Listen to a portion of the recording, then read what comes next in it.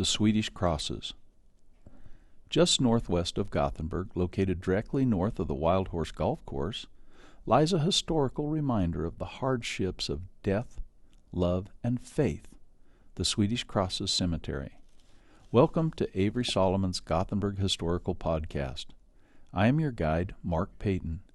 Today we will explore the beautiful, sad, and unique story behind the Swedish Crosses.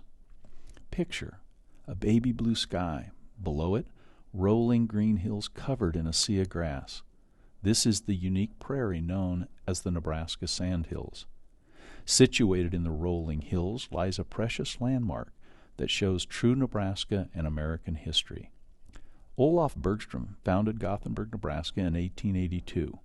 He recruited many of his fellow Swedes to come and settle in the town named after his hometown of Gothenburg, Sweden. Among the recruits were Peter and Ann Berg, who homesteaded near the present site of the Wild Horse Golf Course. In 1885, Singe Esterberg, the firstborn of the couple, died 4 months after her birth. In September of the next year, death knocked at the Berg's door again when 3-month-old Carl Alfred Berg passed on as well. In late August of 1889, tragedy befalls the family a third time, as 2-year-old Gustav Andrew Berg died. Anna Berg's father, Benjamin A. Palm, was the town's blacksmith. Palm made and placed metal crosses near the family's homestead as a memorial for each of the 3 children. On each cross is the name of the child, including the date of birth and death date. It is believed the Berg children died from a condition commonly called summer complaint. This consisted of an acute condition of diarrhea, usually occurring during the hot summer months and chiefly in infants and children.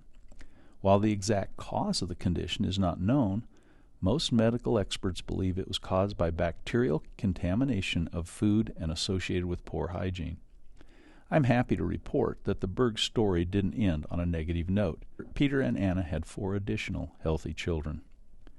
Ultimately, the story of the Swedish Crosses is one of sadness and misery, but it serves to remind us of the hardship that the early settlers here in the Nebraska Sandhills faced, and we can appreciate their hard work, sacrifice, and dedication that it took for those settlers in making a better life for themselves and their community of Gothenburg.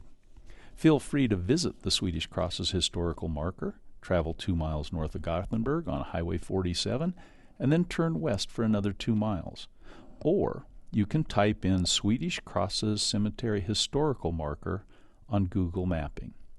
Thank you so much for listening to this episode of Avery Solomon's Gothenburg Historical Podcast.